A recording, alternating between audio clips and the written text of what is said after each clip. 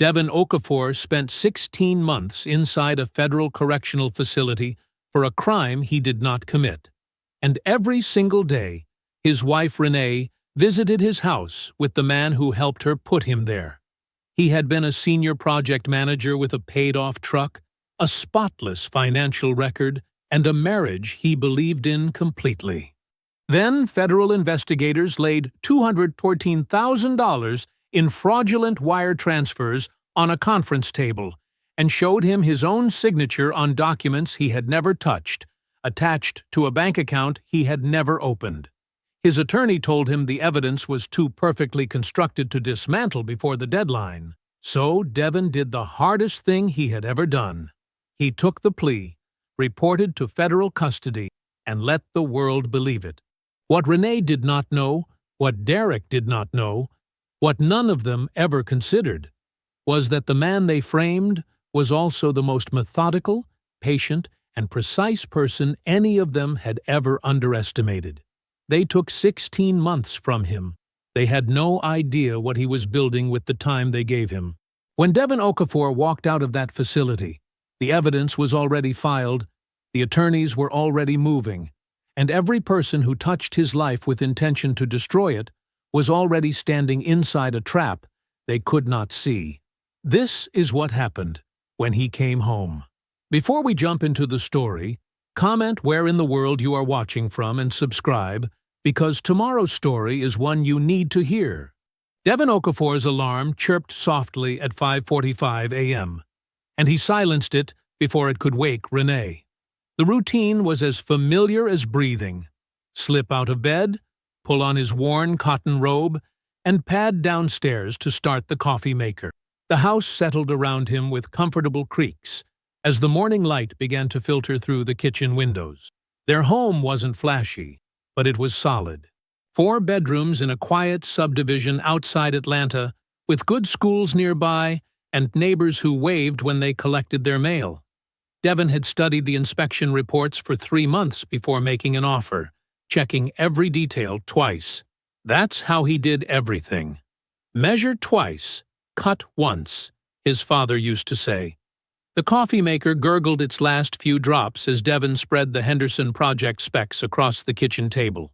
The morning light caught the grain of the wood. Oak, not veneer. He'd insisted on real wood when they bought the dining set, even though it meant waiting 2 extra paychecks. Things that mattered were worth waiting for. He pulled his spiral notebook from his briefcase, the one where he kept his personal ledger. Renee teased him about not using apps, but Devin trusted paper. Paper didn't crash, didn't need updates, didn't sync to clouds he couldn't see.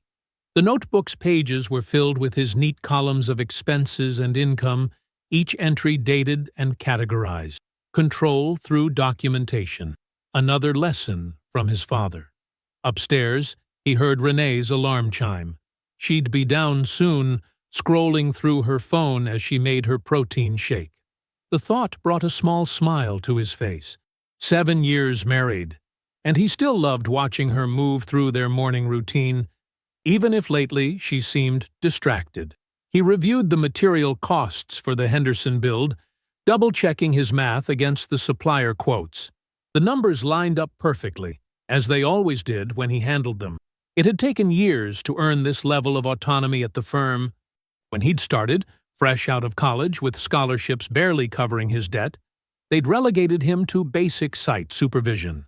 But Devin had studied every contract, learned every regulation, stayed later than anyone else until his competence became impossible to ignore. Renee's footsteps on the stairs pulled his attention from the specs. She appeared in her yoga outfit, phone already in hand. "Morning, baby," she said, heading straight for the blender. "Morning," he replied, watching as she measured protein powder with precise movements. "Sleep okay?" She nodded, eyes on her screen. Michelle posted photos of their new place in Buckhead. "That kitchen is incredible." Devin heard the note in her voice, the one that suggested their own kitchen, with its practical granite and stainless steel appliances, might be found wanting. But he knew better than to engage with that tone. Instead, he asked, "You meeting the girls for yoga?" "Mm-hmm." Then lunch at that new place near Michelle's. The blender whirred to life, drowning out whatever else she might have said about Michelle's house or neighborhood. Devon returned to his specs, making neat notations in the margins. The Henderson project would come in under budget if he could lock in the lumber prices this week. That would make 3 straight projects delivered under budget, the kind of track record that led to better assignments, bigger responsibilities. He gathered his papers as Renee sipped her shake by the window, scrolling through what looked like interior design photos. "Heading in early," he said, leaning to kiss her cheek. She smelled like expensive face cream and coffee. "Have a good day," she replied, her free hand briefly touching his arm. Her attention remained on the phone screen, where a massive chandelier sparkled in someone else's foyer. Devon pulled his truck into the office parking lot 40 minutes later, the morning sun now fully risen. He liked arriving before the rush, enjoying the quiet of an empty office. His phone buzzed as he killed the engine, a voicemail notification from Sandra in HR. He played it while gathering his briefcase. "Devon, could you come see me first thing? Need to discuss something before the day gets going." Must be about the Henderson project's crew assignments, he thought, checking his watch. He had time before the concrete pour needed his supervision. The morning stretched ahead, orderly and planned, like every other morning in the life he'd built piece by careful piece. He headed for the building's entrance, nodding to the security guard. His shoes clicked against the polished floor of the empty lobby as he made his way to the elevator, completely unaware that this ordinary Tuesday was about to shatter everything he thought he knew. The conference room felt different the moment Devon stepped inside. Sandra from HR sat with her hands folded too tightly on the table. His supervisor, Mark Chen, stood by the window, shoulders rigid, looking anywhere but at Devon. And there were 2 others, a man and woman in dark suits, their expressions professionally neutral. "Mr. Okafor," the woman said. "I'm Agent Peterson with the FBI, and this is Agent Torres. Please, have a seat." Devon's mind shifted into the same careful mode he used when reviewing troubled project specs, methodical, detail-oriented, looking for the load-bearing facts. He sat down, placed his notepad on the table, and uncapped his pen with steady hands. "What's this about?" he asked, his voice level. Agent Peterson opened a folder.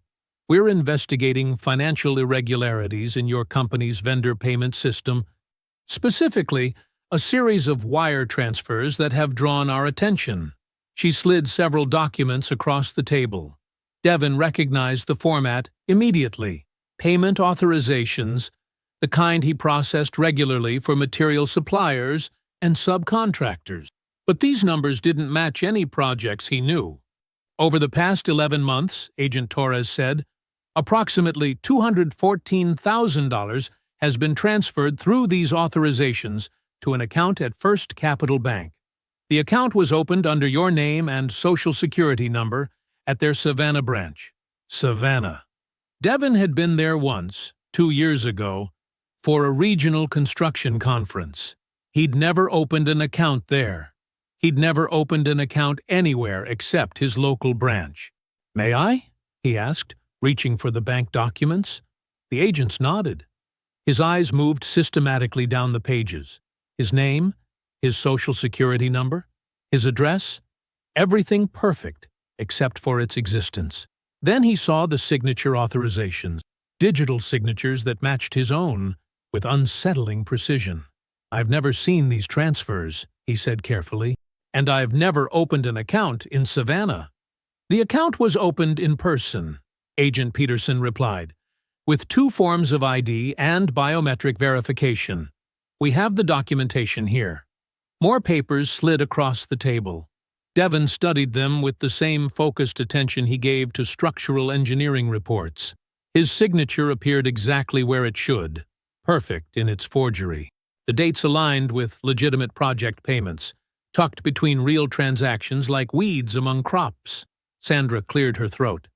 "Given the circumstances, we have to place you on immediate administrative suspension, Devon. We'll need your badge and laptop before you leave." He nodded once, removed his badge, and placed it on the table. His work laptop was already in his briefcase, the one containing nothing but legitimate project files and meeting notes. He handed it over without comment. "We'll be in touch through your supervisor regarding next steps," Agent Peterson said. "I suggest you retain legal counsel promptly." Devon stood, straightened his tie, and walked out with the same measured pace he used on construction sites.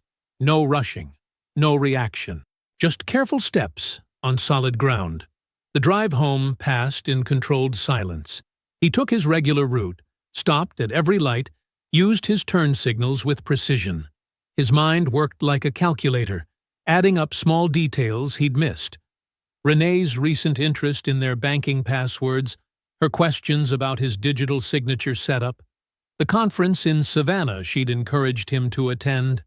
He pulled into their driveway at 9:47 a.m. The house looked exactly as it had when he'd left. Brick facade, neat shrubs, morning paper still on the porch. He sat in the truck, hands at 10 and 2 on the steering wheel, and watched the dashboard clock tick through 11 minutes. Inside, the house was quiet. Renee would be at yoga, then lunch near Michelle's. Their shared laptop sat on the coffee table where she'd left it, charging cord neatly coiled beside it.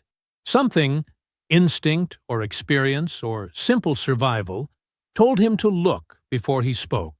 He opened the laptop, logged in, and began searching through folders. Renee organized everything by date, a habit he'd always appreciated. Now he used that knowledge to move backward through their digital history. In a folder marked for deletion, he found them. Emails between Renee and someone named Derek Stowe. The messages were cold and precise, discussing the account and the timeline with business-like efficiency. His eyes caught on one line that turned his stomach to ice. "By the time they connect it to him, we'll have everything we need, and he won't be in a position to fight it." The email was dated 8 months ago. While he'd been reviewing contracts and managing projects, his wife had been managing something entirely different. His hands never shook. His breathing never changed. He stared at the screen with the same careful attention he gave to everything else in his life. The life that was now revealed to be built on sand instead of stone. Devon moved with practiced efficiency, his phone steady as he photographed each email. The messages filled his screen one by one, digital proof of betrayal, captured in silent clicks.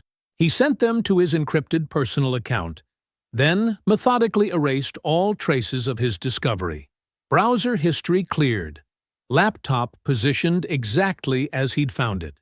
Even the charging cord remained in its precise coil. He heard Renee's car in the driveway just as he finished. The familiar sound of her key in the door, her heels on the hardwood. "Hey, you're home early," she said, setting down her yoga mat. "Everything okay?" Devon looked at his wife. Really looked at her. The woman who'd planned his destruction over morning coffee, who'd kissed him goodbye while orchestrating his imprisonment. His voice came out steady, almost warm. "Yeah, just a slow day.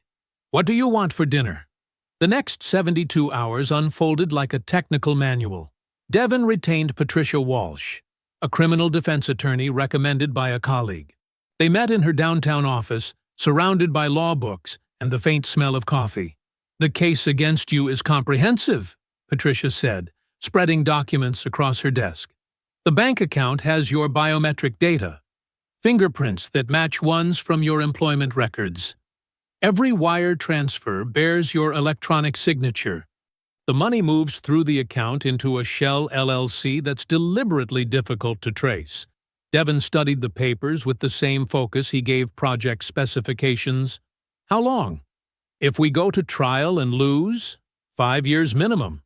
Federal prosecutors don't bring cases they haven't built to win." She leaned forward. "But they're offering a plea deal. 1 count of wire fraud. 18 months in a minimum security facility, restitution payments, supervised release. Time to prove my innocence?" Patricia shook her head. "Not before their deadline. Building a defense against this level of documentation would take months, maybe longer. They've constructed this carefully." Devin did the math in his head. 5 years versus 18 months. Time to fight versus time to plan. He made his decision the way he made all others, measuring cost against benefit, calculating load against structure. I'll take the plea. The night before he reported to the facility, Devin sat in his kitchen with Terrence. His older brother's military bearing showed in his posture, in the precise way he held himself still. Renee was visiting her mother, a phrase that now carried new weight. "Is there anything you want me to watch while you're gone?" Terrence asked, his voice quiet in the empty house. Devin pulled out his phone, pulled up the emails. He handed it over without explanation. Terrence read them once, then again, his expression unchanging. The only tell was a slight tightening around his eyes. "Don't move yet," Devin said. "Just wait. Watch. Document everything." Terrence folded the phone screen down with military precision. "I'll be here when you get back." Morning came too quickly, and not quickly enough. Devin dressed in clothes selected according to facility guidelines. No belt, slip-on shoes, nothing that could be used as a weapon against himself or others. He packed nothing. Everything he needed would be provided inside. Renee cried at the door. Her performance was flawless, the devastated wife seeing her husband off to prison. She touched his face with trembling fingers. "I'll wait for you," she whispered. Devin allowed the touch, allowed her tears to fall on his shirt. He had 18 months to remember every detail of this moment. The federal facility rose from the Georgia landscape like a concrete prophecy. Guard towers, razor wire, chain-link fences that seemed to absorb sunlight. Devin walked through intake processing with the same careful attention he gave everything else. Strip search, prison uniform, fingerprints, photograph. Each step documented, each form signed. The final door closed behind him with a sound like punctuation.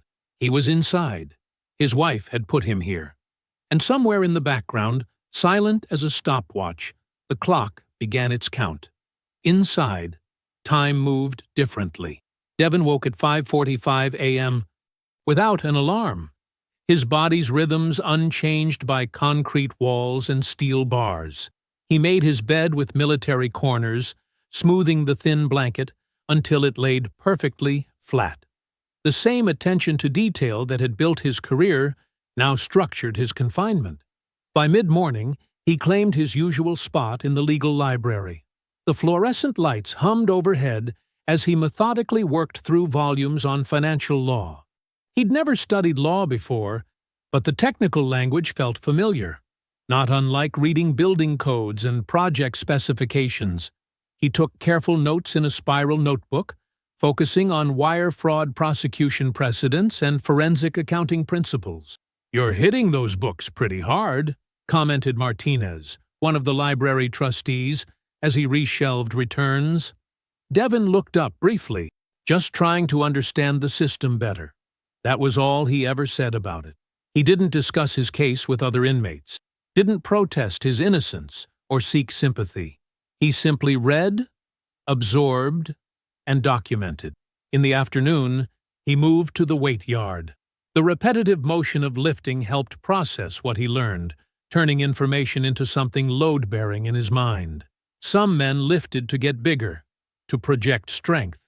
Devin lifted to maintain control over his body, his thoughts, his growing understanding of exactly what had been done to him.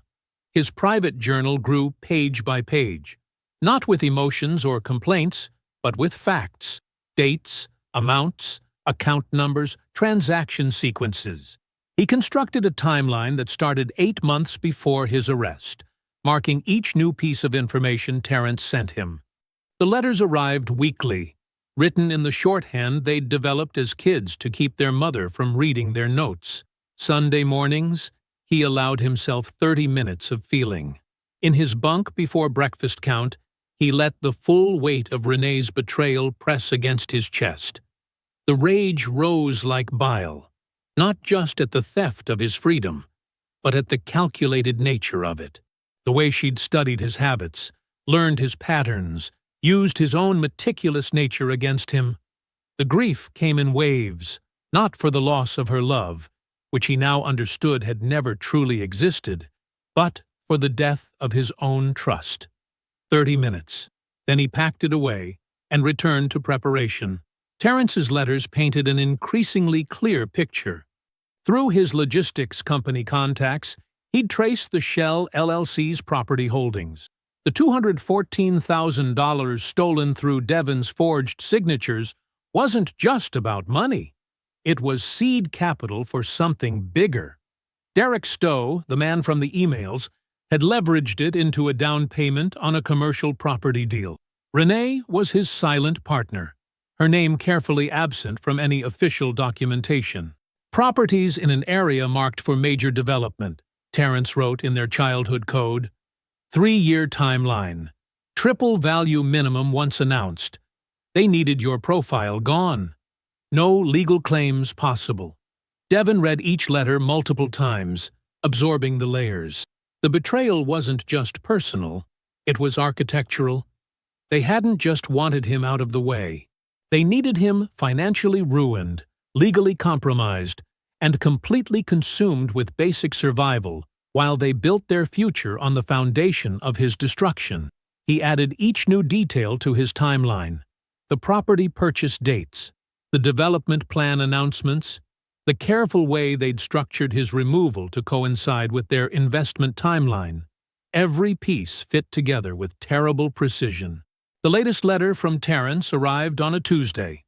Devon read it in his bunk after dinner count, decoding each line with practiced ease.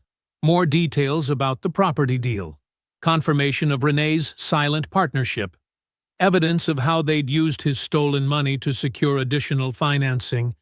He set the letter down on his small metal desk, took out a sheet of paper and his prison-issued pen. In the same childhood code, he wrote back a single line: "Get Loretta." He folded the paper with precise corners, sealed it in the envelope, and added it to the outgoing mail stack. Then he returned to his bunk, opened his journal, and continued building his timeline. Each entry another brick in the foundation of what was to come. Terrence sat across from Loretta Vance in her downtown Atlanta office. The space was ruthlessly organized. No family photos, no decorative touches, just filing cabinets and dual monitors displaying financial spreadsheets. She studied Devon's timeline with the same efficiency that defined her workspace. "Everything documented here," Terrence said. "My brother put together from inside. Dates, amounts, connections, all of it." Loretta adjusted her reading glasses, continuing to scan the pages without any change in expression. Her gray hair was cut in a practical bob, and she wore a charcoal blazer that meant business. She hadn't asked about Devon's story, or expressed sympathy when Terrence explained the situation.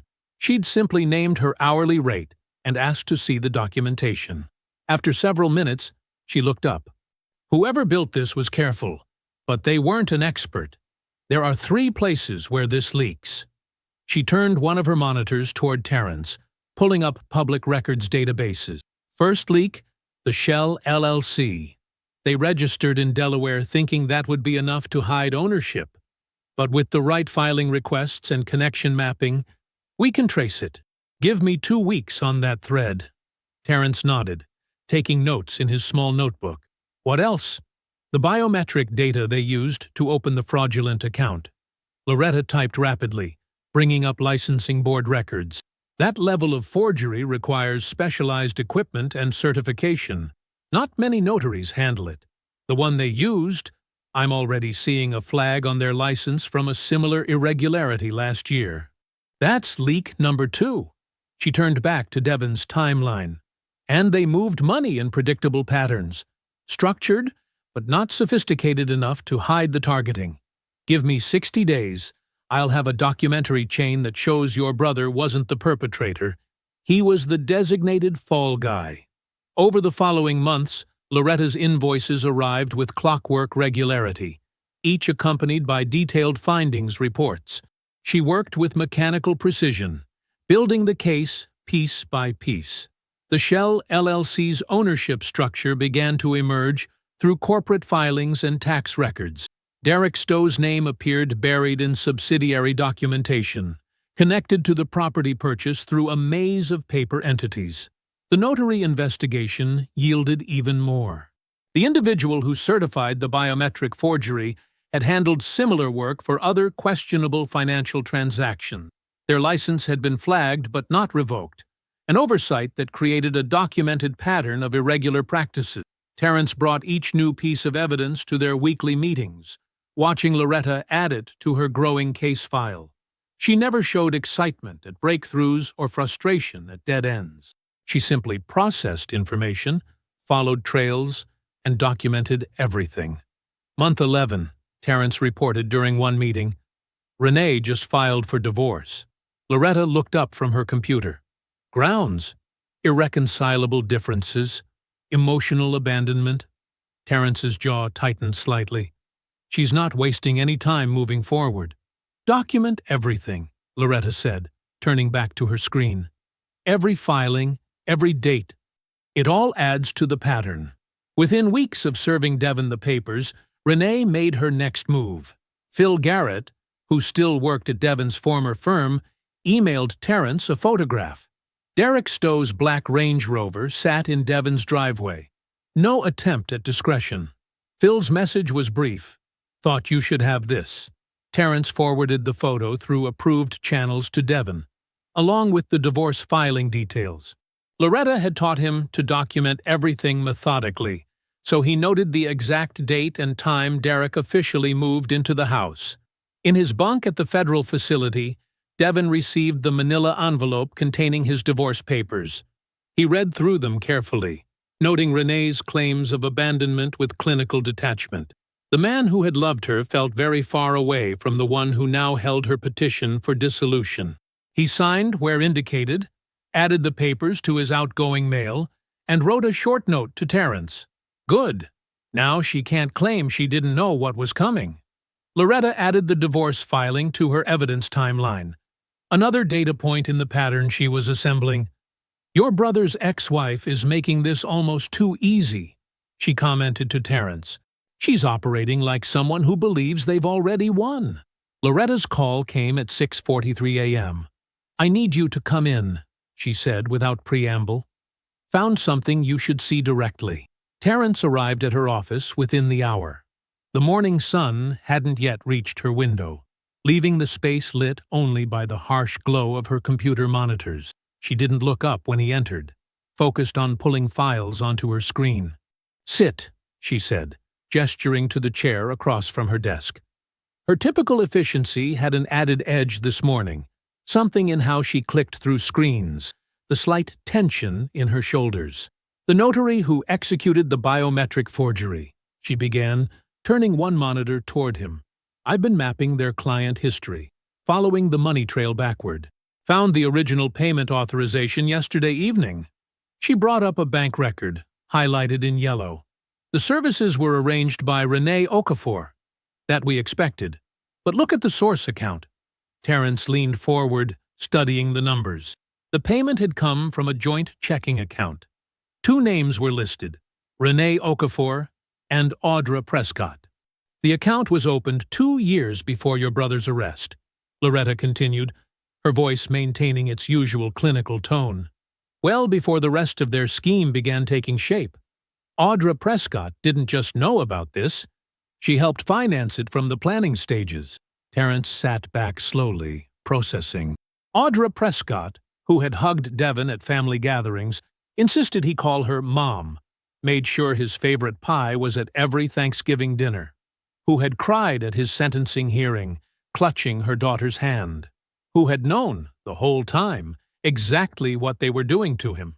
I've pulled the full account history, Loretta said, clicking through additional records. The notary payment wasn't isolated. There were several transfers that align with key dates in our timeline. Audra Prescott's fingerprints are all over this. Terrence scheduled a visit with Devon for the following day. The prison visiting room was crowded with weekend traffic. Families with children, elderly parents, the usual mix of joy and tension that filled these spaces. He and Devon sat at a corner table, away from the main cluster of visitors. "Loretta found something," Terence said quietly, watching his brother's face. "About Audra."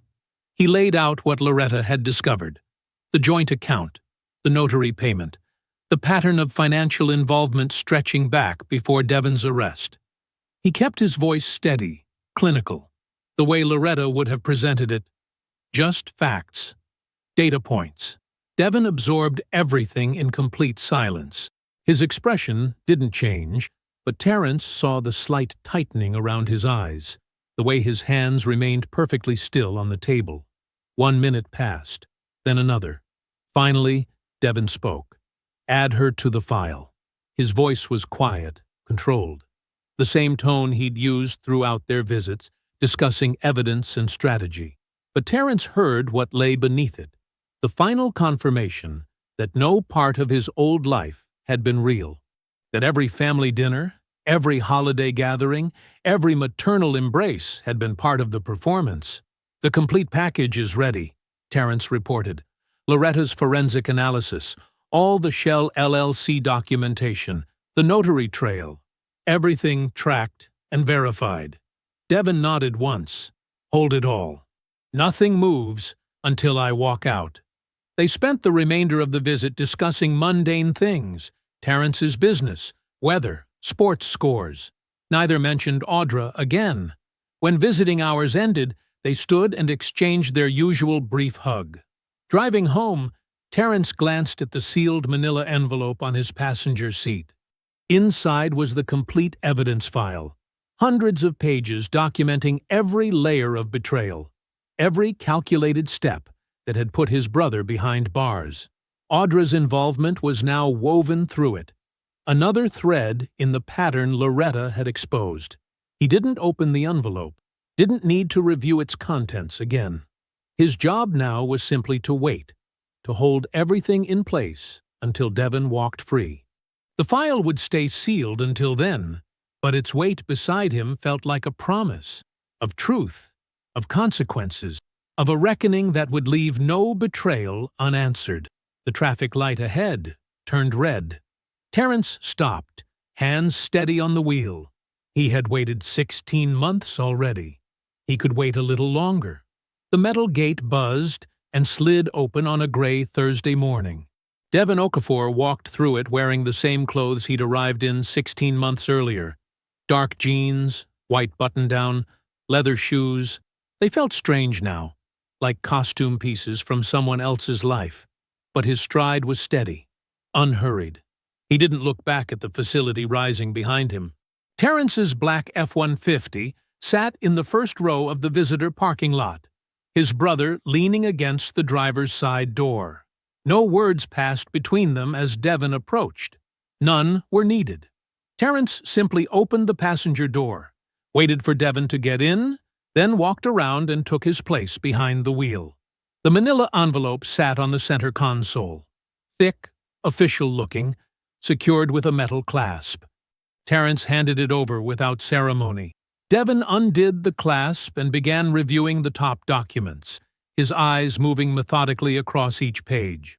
Loretta's forensic analysis, the Shell LLC documentation, the notary payment records from Audra's joint account, bank statements, timeline reconstructions, sworn affidavits. After several minutes, he closed the folder. "Everything ready?" "Everything," Terence confirmed, starting the engine. They drove for 40 minutes, leaving the prison far behind, eventually turning into a modern apartment complex on the north side of Atlanta. Far from the house Devon had shared with Renee, far from any familiar territory. Terence parked in front of Building C and led the way to Unit 304. The apartment was small but well-furnished. A desk by the window, comfortable couch, fully equipped kitchen. Terence had stocked the fridge and cabinets. Clean sheets on the bed. Everything necessary. Nothing excessive. "I'll be back tomorrow," Terence said, leaving a set of keys on the counter.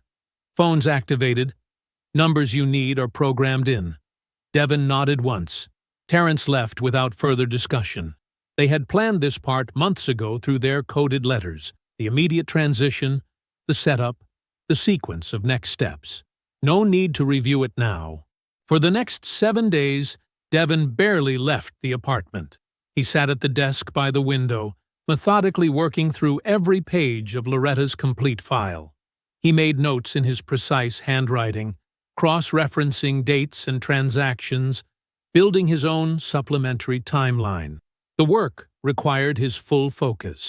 He spoke to no one except Terence, who brought food and necessities without attempting conversation. On day 3, Wesley Odom arrived, a federal criminal defense attorney specializing in wrongful conviction reversal. He was mid-50s, silver-haired, with the careful precision of someone who had dismantled many supposedly solid cases. "Walk me through it," Odom said, setting his briefcase on the coffee table.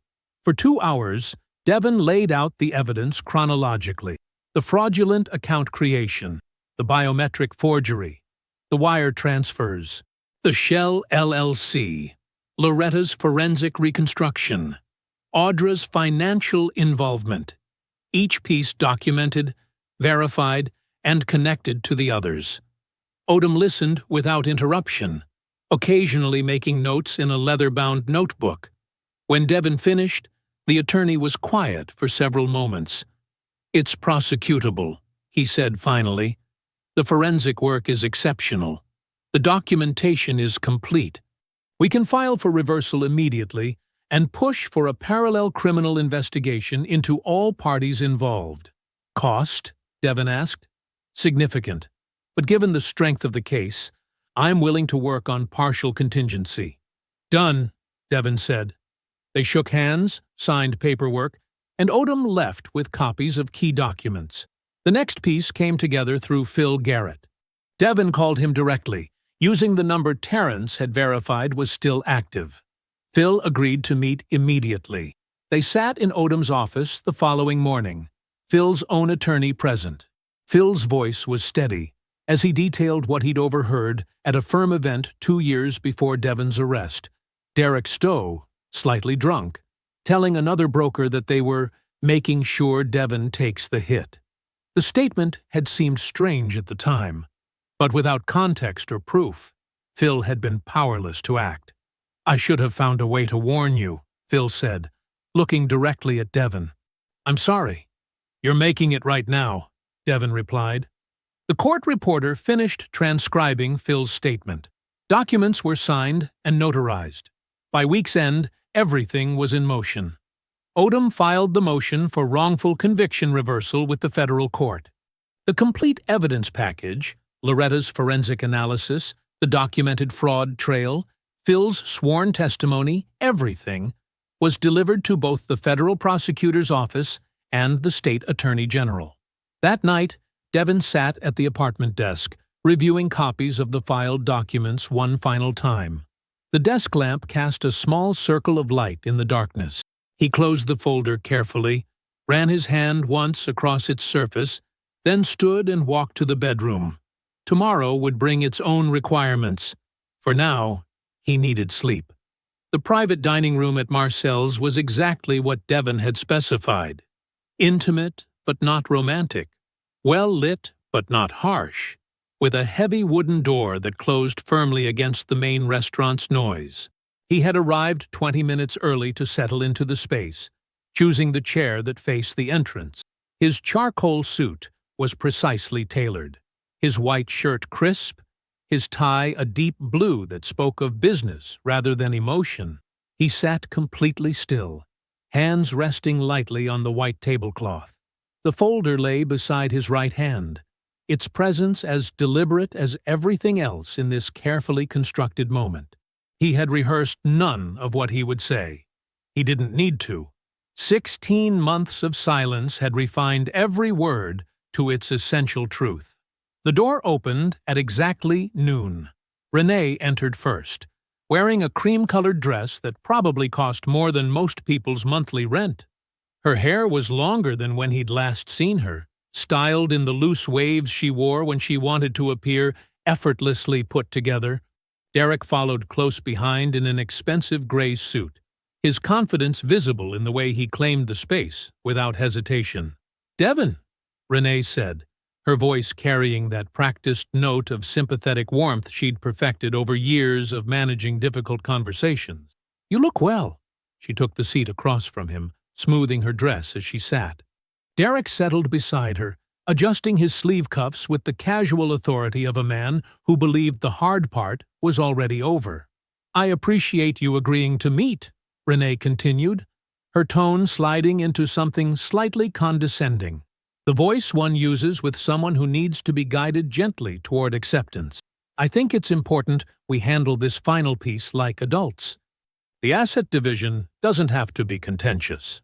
Derek nodded, adding his own carefully measured perspective. "The market's been good to the property values in the area. The house sale should leave everyone in a comfortable position to move forward." Devon watched them perform this choreographed display of reasonable people having a reasonable conversation. He let the familiar rhythm of Renee's management technique wash over him, the way she layered subtle pressure under apparent kindness, the practiced tilt of her head that suggested empathy while conveying inevitability. "The furniture can be divided however you prefer," she offered, her fingers tracing the edge of her water glass. "I know some pieces have sentimental value. And of course, there's the matter of your mother's china cabinet." 4 minutes. He had promised himself he would give them exactly 4 minutes to reveal who they still believed they were in this story. Time was up. Without speaking, Devon placed the folder on the table. The sound it made against the white tablecloth was soft but final. He opened it with precise movements, laying out the first document, Loretta's forensic analysis of the Shell LLC. "The company was registered in Delaware on March 15th, 2 years ago," he said, his voice quiet but carrying easily in the contained space. "The ownership structure was obscured through 3 layers of holding companies, but the beneficial ownership traces directly to you, Derek, and you, Renee, through a silent partnership agreement, dated April 3rd. He laid out the next document. "The notary who forged my biometric data for the fraudulent account was paid $18,000 from a joint account registered to Renee and Audra Prescott. The payment cleared on May 7th, exactly 2 months before the first wire transfer." Derek started to speak, his face showing the first crack in its confident facade. Devon turned his gaze to him, not angry, not dramatic, simply absolute in its stillness, and Derek's words died in his throat. Renee's composure began to splinter. "Devon, you don't understand." "I understand everything," he said, continuing to lay out documents with methodical precision. "The timeline you built, the way you structured the transfers, how you used my signature from the Henderson Project document, every meeting with the bank, every email about the timeline, every conversation about making sure Devon takes the hit. I understand not most of it, every piece." Renee's carefully maintained expression crumbled further. "We had a life together," she tried, her voice carrying a desperate edge. "Whatever you think happened, what I think doesn't matter," Devon said. "What's documented does." Wesley Odom filed the motion for wrongful conviction reversal this morning. The federal prosecutor and state attorney general have the complete evidence package. The civil suit for fraud, conspiracy, and intentional infliction of emotional distress was filed an hour ago. He paused, letting the weight of it settle. Audra has already been contacted by investigators. The morning after the confrontation, Devon's phone buzzed at exactly 8:15 a.m. Wesley Odom's name appeared on the screen. "Renee's attorney is requesting an emergency call," Odom said, his tone measured and professional. "They're suggesting we discuss mitigation options before things escalate further." Devon stood at his apartment window, looking out at the morning traffic. Let them call.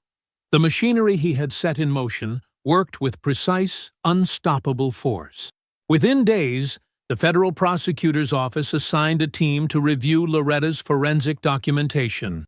The evidence package landed exactly as Odom had predicted: comprehensive, interconnected, and impossible to dismiss. The prosecutor who had originally charged Devon now found herself examining a meticulous record of how that prosecution had been orchestrated. Phil Garrett's sworn statement provided the human framework that brought Loretta's numbers to life. His recorded testimony about Derek's pre-arrest comment, making sure Devon takes the hit, transformed financial data into clear intent. The federal investigation opened officially 3 weeks after the confrontation. The civil suit's impact hit even faster.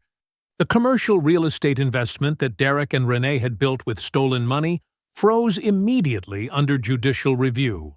The property deal that was supposed to triple their money collapsed instead, taking Derek's carefully constructed professional network with it.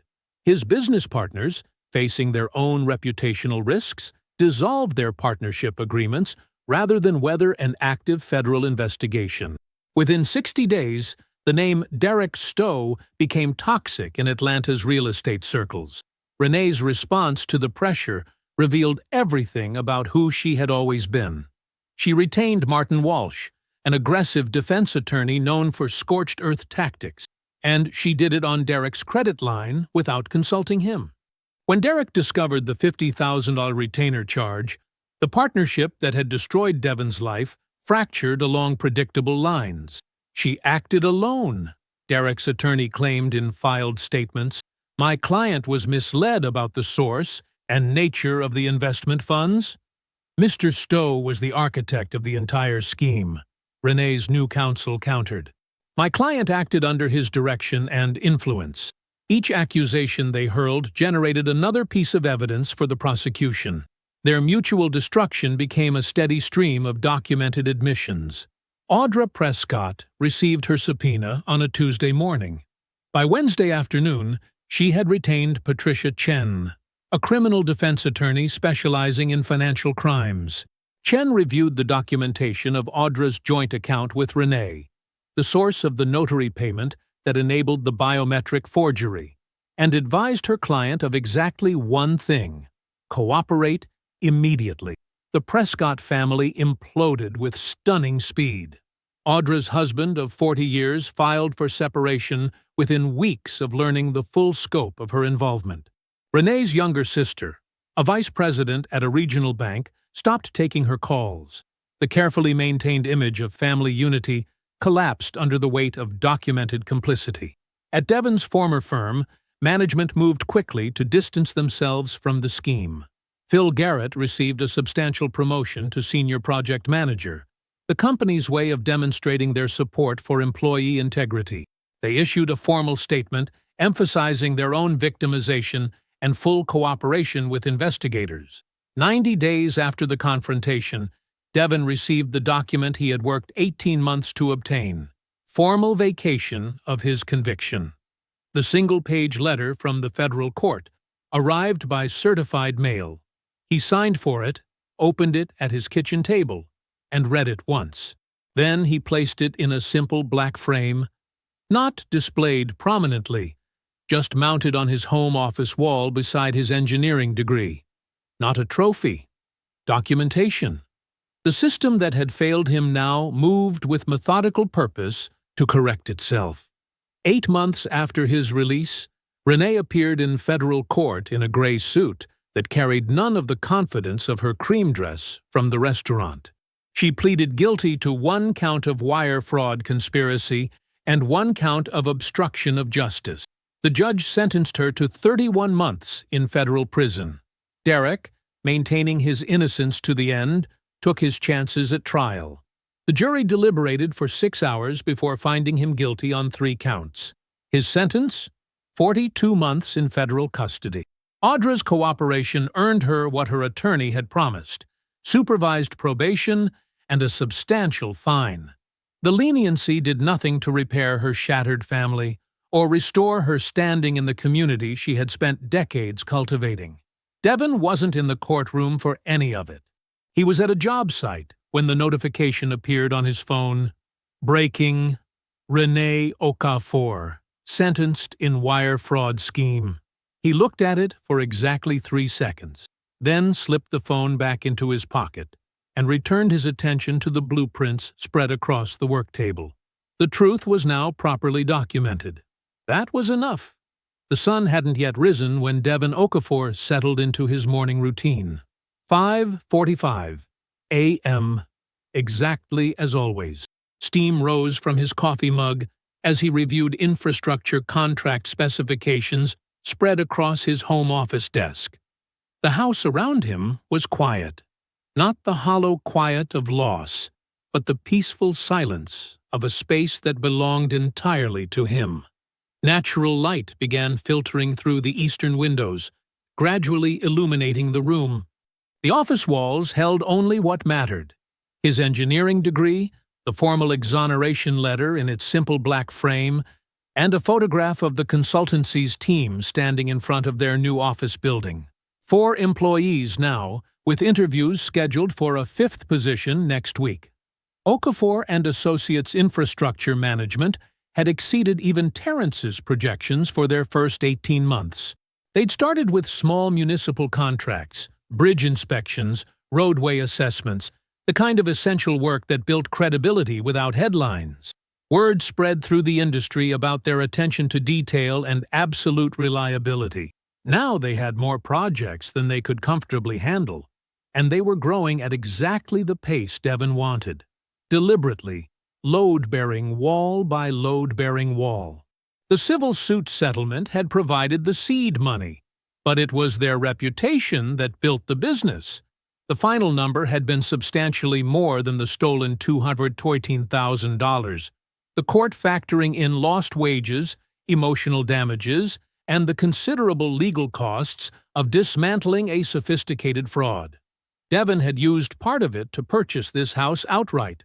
No mortgage, no shared deed, no question about whose name stood on every document.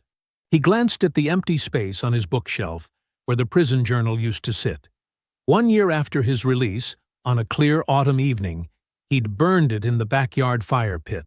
The journal contained everything: dates, times, documented facts, the full record of what was done to him. He hadn't opened it once since walking free. When the last page turned to ash, he felt no anger, only completion. The record had served its purpose. Sarah's coffee mug sat in the kitchen sink. She'd left early for her hospital shift. Their relationship had developed slowly over the past 8 months, beginning with a chance conversation at his local coffee shop. She was straightforward, patient, and laughed easily at life's small absurdities. Most importantly, she had no connection to his past life. She knew his story, but it wasn't what defined him to her. In his own home, with her, he no longer led with guardedness. His phone buzzed, a text from Phil Garrett confirming dinner plans for the consultancy's 1-year anniversary celebration. Phil had become more than just a crucial witness. He was now a friend and occasional project collaborator. During their last dinner, Phil had mentioned that Derek's failed commercial real estate venture had finally sold to a small development group that executed the exact strategy Derek had planned. The property's value had indeed tripled, just as projected. The profits went to people who'd earned them honestly. Devin had laughed then, genuinely and without edge. "Good," he'd said, raising his glass. "Let somebody honest have it." Renee existed now only as a fact. A chapter closed, a betrayal answered, history properly documented. He neither followed her status in the federal system nor allowed it mental real estate. The woman who had orchestrated his destruction had become exactly what she deserved to be, irrelevant to his present. The morning light strengthened, warming the room. Devin made notes on the infrastructure proposal in front of him, his handwriting precise and unhurried. A text from Terrence appeared. Martinez contract revised specs came in. Looking solid. Devin smiled slightly. His brother's efficiency remained absolute. The clock read 6:30 a.m. Soon he would shower, dress, and drive to the office in his new truck. Not flashy, just reliable. Like everything else he chose to surround himself with now. But for these quiet morning moments, he simply sat with his coffee, reviewing plans for structures that would stand exactly as designed. He closed the project file and lifted his mug, looking out at the early morning. The same discipline that had defined him remained, but now it served only his own purpose, answering to no one's timeline but his own. I hope you enjoyed that one. Be sure to like the video and subscribe so you don't miss the next story. I've picked out 2 more for you that I think you'll really like.